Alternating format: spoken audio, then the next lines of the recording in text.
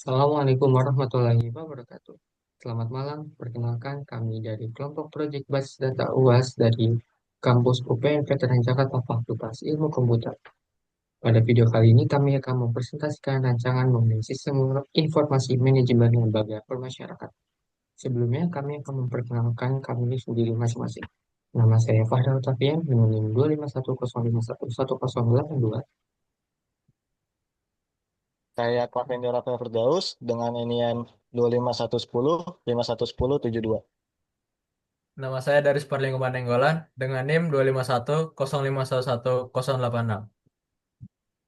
Dengan saya Yohanes Ivanjo Marvin dengan NIM 25105111098.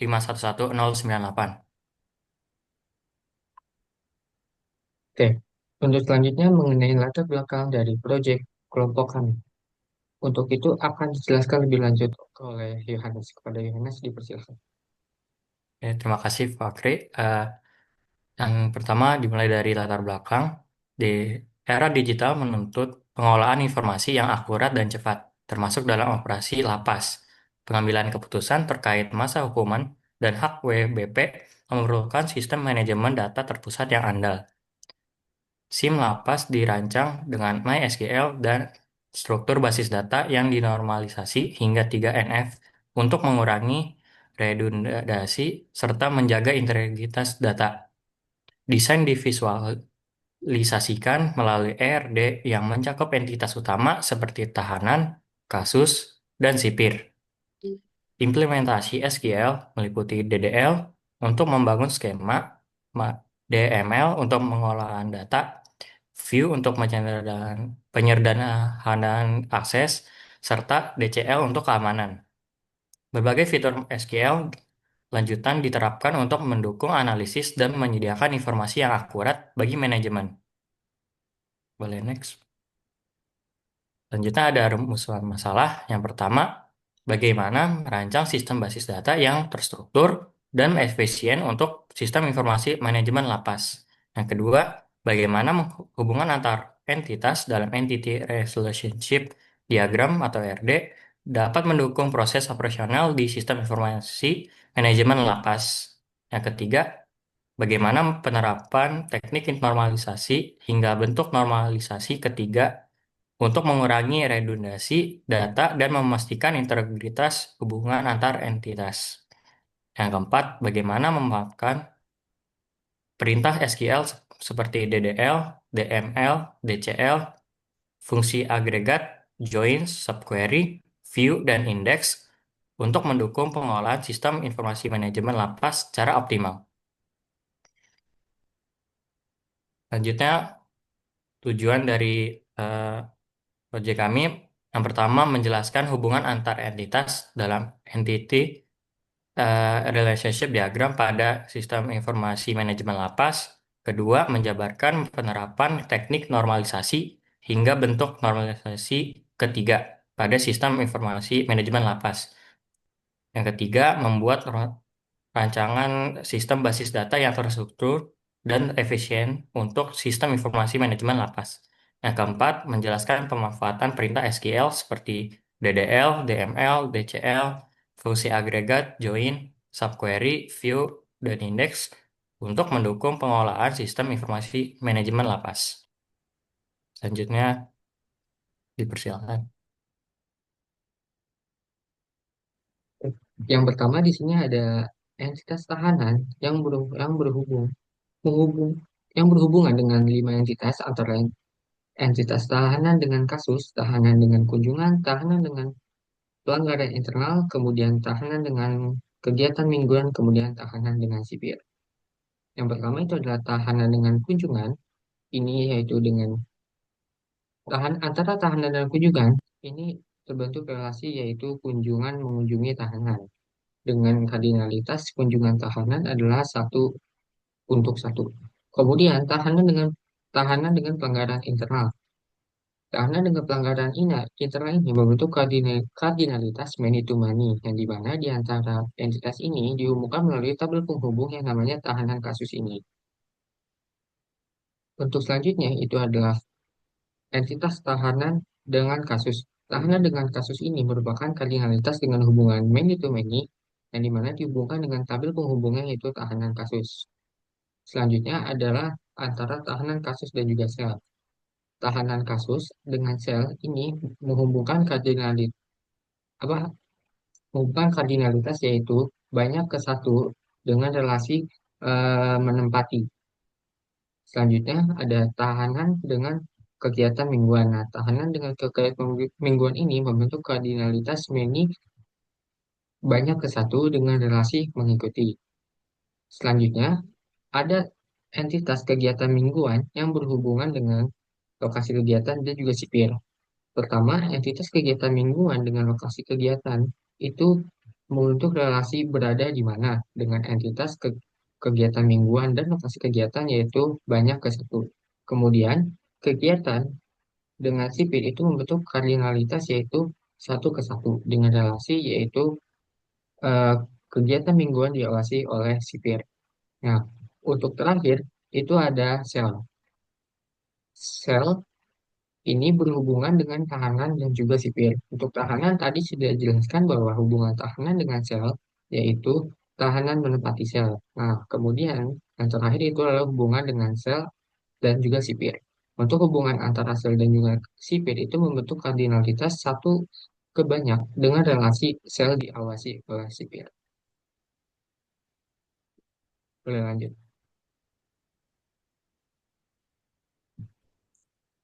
Oke, selanjutnya itu ada kardinalitas. Kardinalitas sudah sempat saya bahas tadi pada bagian RD. Yang pertama ada antara kardinalitas tahanan dan sel memiliki kardinalitas many to one dengan relasi tahanan mendekati sel. Kemudian tahanan dan kasus memiliki kardinalitas many to many dengan tabel penghubungnya yaitu tahanan kasus serta relasi tahanan mempunyai kasus. Yang ketiga itu adalah tahanan dan pelanggaran internal memiliki kardinalitas many to many dengan tabel penghubungnya yaitu tahanan pelanggaran serta relasinya adalah tahanan melakukan pelanggaran.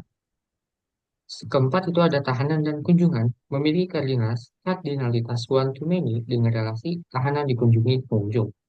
Kemudian yang selanjutnya kunjungan dan tahanan memiliki kardinalitas many to one dengan relasi kunjungan ditunjukkan kepada tahanan. Selanjutnya ada kegiatan mingguan dan lokasi kegiatan. Antara dua entitas ini memiliki koordinasi many-to-one dengan relasi kegiatan berada di sebuah lokasi kegiatan. Selanjutnya, kegiatan mingguan dengan sipil memiliki kardinalitas many-to-one dengan relasi yaitu kegiatan mingguan diawasi oleh sipil. Yang terakhir itu adalah tahanan dan kegiatan mingguan. Relasi ini memiliki kardinalitas many-to-many dengan relasi tahanan mengikuti kegiatan mingguan. Untuk selanjutnya itu ada kamus data yang akan dilanjutkan oleh Clavendio. Oke, di sini tentang kamus data. Jadi kita memiliki 10 tabel seperti yang tadi bilang.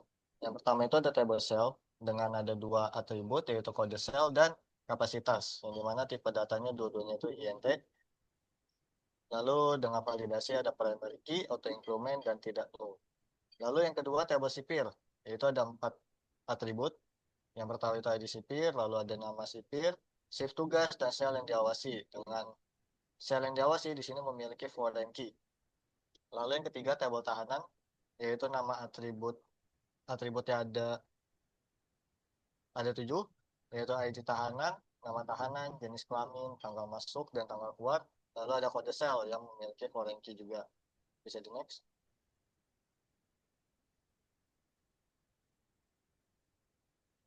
Lalu tabel selanjutnya ada tabel kasus. Di sini punya dua atribut, yaitu ID kasus dan nama kasus, yang masing-masing ada INT dan varchar.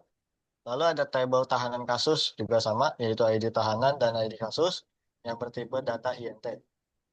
Lalu ada tabel kunjungan.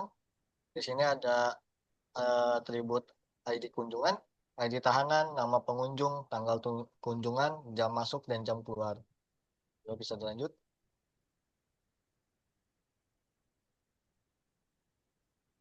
Lalu tabel selanjutnya ada tabel pelanggaran internal. Di sini ada atribut ID pelanggaran, jenis pelanggaran, dan hukuman. Lalu selanjutnya ada tabel tahanan pelanggaran, yaitu di sini ada beberapa atribut yaitu ID tahanan, ID pelanggaran, tanggal kejadian, dan hukuman. Bisa dilanjut.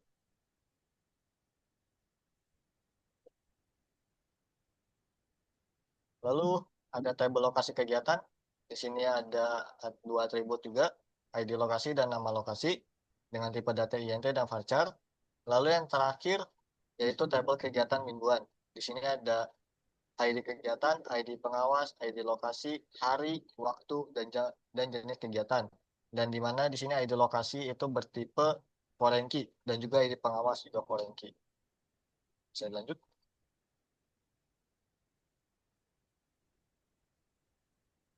Lalu di sini ada normalisasi yang akan dilanjutin oleh Darius. Oke, di sini kita akan membahas normalisasi.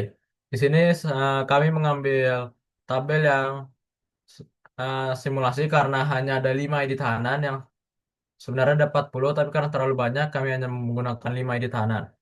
Di sini di tabel ini ada atribut, ada ID tahanan, nama tahanan, jenis kelamin, tanggal masuk, tanggal keluar, daftar kasus, daftar pengunjung, dan pelanggaran internal.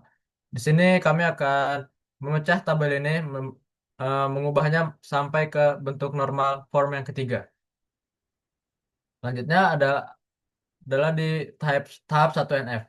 Tahap 1NF ini memastikan setiap atribut berisi satu nilai. Selnya tidak memuat data ganda atau redundansi.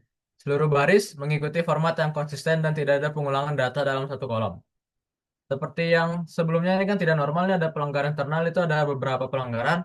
Kemudian di tabel normal pertama, kita pecah menjadi supaya di datanya tidak multi value, menjadi single value saja. Selanjutnya adalah tahap 2NF. Tahap 2NF ini sudah harus memenuhi 1NF. Lalu kita pisahkan atributnya yang bergantung pada sebagian kunci utama. Kondisi ini muncul pada tabel dengan kunci gabungan. Atribut yang hanya bergantung pada satu bagian kunci dipindahkan ke tabel lain agar tidak muncul pengulangan data.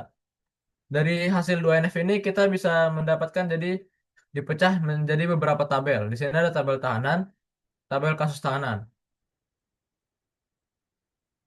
Ini juga menjadi ada tabel pengunjung tahanan dan tabel pelanggaran tahanan yang kita bisa lihat bahwa pelanggaran sangat amat banyak. Makanya kita pecah menjadi 2NF. Oke, selanjutnya adalah tahap 3NF. Tahap 3NF ini juga sudah harus memenuhi 2NF. Lalu kita hilangkan ketergantungan antara atribut yang non-key atau non-kunci. Atribut yang bergantung pada atribut lain dipisahkan ke tabel baru, agar setiap atribut hanya terkait dengan kunci utama. Dari tabel 3NF ini kita bisa memecah lagi dari tabel 2NF menjadi lebih banyak dan lebih spesifik. Dan tidak terjadi redundansi atribut non-key yang tidak bergantung. Oke, selanjutnya adalah kesimpulan yang akan dijelaskan oleh Joy. Jadi kesimpulan dari proyek kali ini, era digital menuntut pengolahan informasi yang terakurat dan cepat, termasuk dalam operasional lapas, pengambilan keputusan terkait masa hukuman dan hak WBP memerlukan sistem manajemen data terpusat yang andal.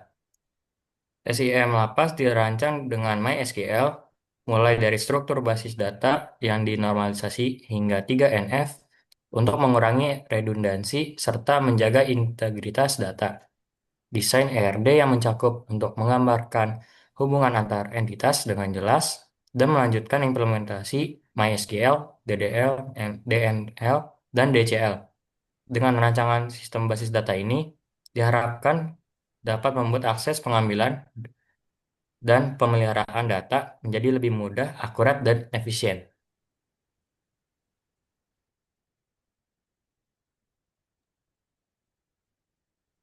Demikian presentasi dari kelompok kami mengenai rancangan sistem basis data dengan tema Sistem Informasi Manajemen Lembaga Pemasyarakatan.